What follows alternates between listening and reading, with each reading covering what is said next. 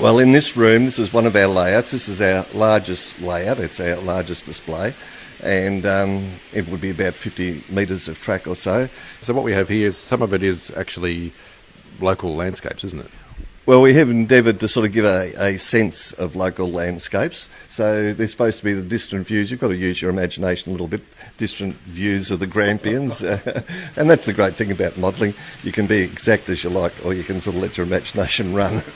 Now, the track as well, then, without wishing to start an argument, let's just tell us a bit more about the various gauges and so on, and what prevails here and why. Well, this is known as HO scale. It's 16.5 millimetres between the tracks or the gauge, and it's built to a scale of 1 to 87 scale.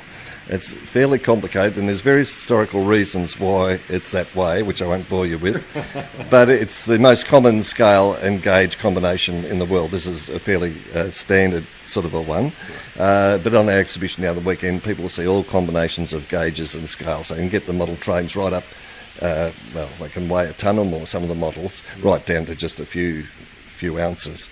But this is the most common one, and this is the one that most of our members have. Do you make an effort as well to make the carriages accurate to particular periods or whatever? For example, the one that's going around here is an orange one with the Olympics for Melbourne 1996 emblazoned on the side. Well, that engine actually came down to Warnambool, and of course at that time Melbourne were hoping that they might get the Olympics. So that engine and those set of carriages did actually come down to Warnambool. So we've matched. They were much bigger though, the real ones, obviously. They were a little bit bigger because the passengers were larger.